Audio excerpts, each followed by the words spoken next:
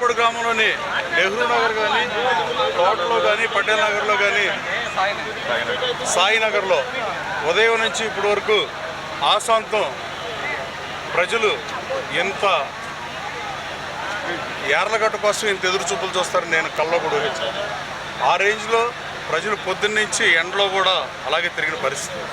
ఈ కార్యక్రమాన్ని చేసిన గ్రామ పార్టీ నాయకులందరికీ, గ్రామ పార్టీ ప్రెసిడెంట్ కొండా గారికి, ఆనంద్ గారికి, పేరున అందరి పేర్లు మీడియాలో చెప్పలేం కాబట్టి ప్రతి తెలుగుదేశం పార్టీ నాయకుడికి, ప్రతి తెలుగుదేశం పార్టీ కార్యకర్తకి, జనసేన పార్టీ దుర్గారావు గారికి, మండల పార్టీ నాయకుడికి, కార్యకర్తలకి, గ్రామ పార్టీ నాయకుడికి, కార్యకర్తలకి, బీజేపీ నాయకుడికి, కార్యకర్తలకి నా హృదయపూర్వక నమస్కారాలు తెలియజేస్తున్నాను.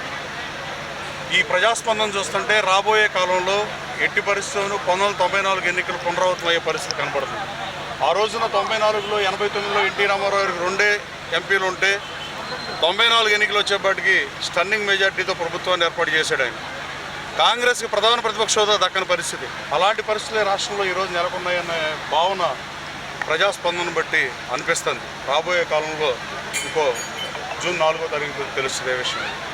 అలాగే రామవరపూడి గ్రామంలో నాకు ఈ సమస్యలన్నీ ముందే తెలుసు. నేను గతంలో వైఎస్ఆర్ కాంగ్రెస్ పార్టీ నుంచి పోటీ చేసినప్పుడే ఈ సమస్యలు తెలుసు. రామవరపూడి కట్ట మీదకి వెళ్ళాలంటే 4 అడుగుల వంతెనే ఉందని, వెనకేపాడు దగ్గర వంతెన లేదని, జక్కుల లక్కల దగ్గర వంతెన అవసరం ఉందని, అలాగే కేసరపల్లి దగ్గర అవసరం ఉందని.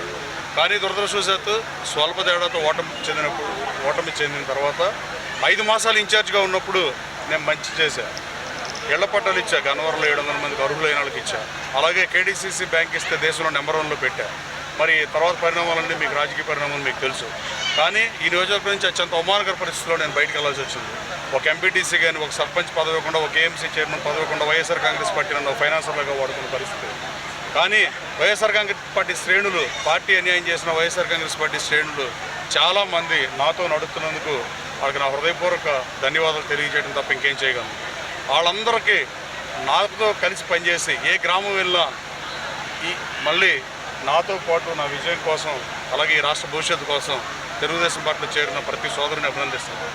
ఇప్పటివరకు 11 మంది సర్పంచులు కానీ, 9 మంది ఎంపీటీసీలు కానీ, ఇంకా రాబోయే కాలంలో చేరేవాళ్ళు చాలామంది ఉన్నారు. రాత్రి కార్పొరేట్ సర్పంచ్ గారు, ఐటీలో పనిచేసే సుకన్య అనే ఆవిడ చేరింది.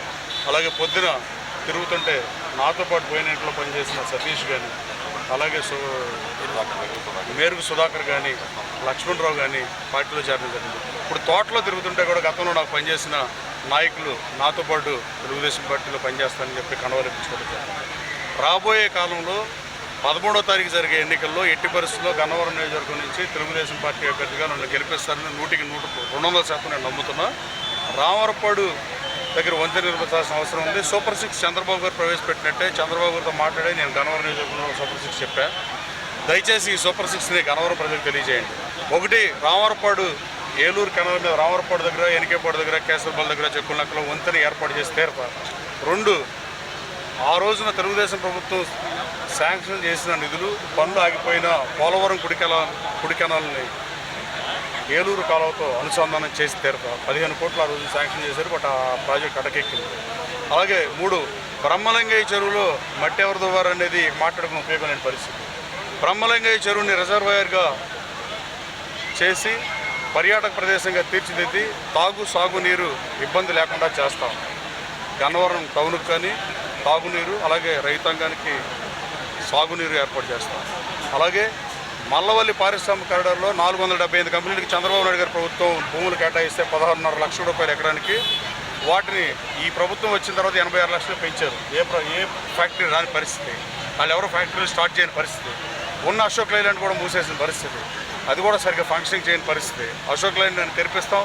475 కంపెనీల స్థానంలో కనీసం 250 కంపెనీలు ఉన్న త్వరితగతిన నా మిత్రులతో మాట్లాడి నాకున్న కాంటాక్ట్స్ని, నెట్వర్క్ని అన్నింటినీ గన్నవరం హితం కోసం వాడి గన్నవరం ప్రజలకి ఫ్యూచర్లో ఉద్యోగ ఉపాధి అవకాశాలు కల్పించడానికి ప్రయత్నిస్తానని చెప్పి చేసి తీరతా. 475 కంపెనీలను తీసుకొచ్చి అక్కడ 20,000 మందికి ప్రత్యక్ష ఉపాధి కల్పిస్తా. వీరపనేనిగూడెం స్ట్రెచ్లో కూడా ఏం చేయాలో చూసి చేస్తా. అది ఇంకా దాని మీద పూర్తి అధ్యయనం నేను కంప్లీట్ అవ్వదు, వెళ్ళాలి వీరపనేనిగూడెం ఆ రోజు. అలాగే పేద ప్రజలకి దొంగ ఇళ్ల పట్టాలు ఇచ్చే రకంగా నేను పేద ప్రజలకు 15,000 మందికి ఇళ్ల పట్టాలు ఇద్దామని చంద్రబాబు నాయుడు గారు అనుమతి తీసుకున్నా. ప్రభుత్వం వచ్చిన 6 నుంచి 9 మాసాల్లో పేద ప్రజలకి ఇళ్ల స్థలాలు ఇద్దామని చెప్పారు. 15,000 మంది నిరుపేదలైన అర్హులైన పేదలకి ఇళ్ల స్థలాలు ఇస్తా. అలాగే ఎయిర్పోర్ట్ ఎదురుగా 15 ఎకరాలు ప్రభుత్వ భూమి ఉంది. దాంట్లో ఒక్క ఎంఎన్సీ కంపెనీని ఎట్టి పరిస్థితి తీసుకొస్తాను. ఒక ఎంఎన్సీ కంపెనీని తీసుకొచ్చి హెచ్సిఎల్కి దీటుగా, హెచ్సిఎల్ ఇండియన్ కంపెనీ, నేను ఒక ఎంఎన్సీ కంపెనీని తీసుకొచ్చి గన్నవరం ప్రజలకి పరిశ్రమ తీసుకొస్తాను. రాబోయే కాలంలో ఉపాధి అవకాశాలు కల్పించాలంటే చంద్రబాబు నాయుడు గారు, పవన్ కళ్యాణ్ గారు, అలాగే బీజేపీతో కలిసి సంకీర్ణ ప్రభుత్వం రావాల్సిన అవసరం ఎంత ఉంది. కేంద్రం నుంచి మద్దతుతో నిధులు తీసుకొచ్చి పోలవరం కంప్లీట్ చేయాలన్నా, ఆగిపోయిన అమరావతి, అటకెక్కిన అమరావతిని మళ్ళీ గాడిలో పెట్టాలన్నా, రోడ్లు బాని పరిస్థితుల్లో ఉన్నా, ఈ రాష్ట్రం అధోగతి పాలైపోయి ఐటీ రంగం బాగోక, అలాగే మామూలు పారిశ్రమకే దిక్కులేదు, ఇక ఐటీకే ఉంటుంది. రాబోయే కాలంలో ఎట్టి పరిస్థితుల్లోనూ ఈ నియోజకవర్గానికి మంచి చేతకు రాజకీయాల్లోకి వచ్చా ఈ గన్నవరం నుంచి ఓడిపోతే అమెరికా వెళ్ళిపోతున్న అల్లరల్లరి చేసిన పరిస్థితి. కానీ నేను అమెరికాలో ఇక్కడే ఉన్నా. ఎట్టి పరిస్థితుల్లో గన్నవరం ప్రజలు నాకు అవకాశం ఇచ్చి ఆశీర్వదిస్తారు నమ్ముతుందా, ఆశీర్వదించిన వెంటనే సూపర్ 6 అమలు చేసి తీరుతా. అలాగే గన్నవరంని అభివృద్ధి పథకంలో ముందు పెడతా. కేడీసీసీ బ్యాంకుని దేశంలో నెంబర్ 1 స్థానంలో పెట్టా. మీడియా మిత్రులందరికీ తెలిసిన విషయమే. నేను పనిచేసిన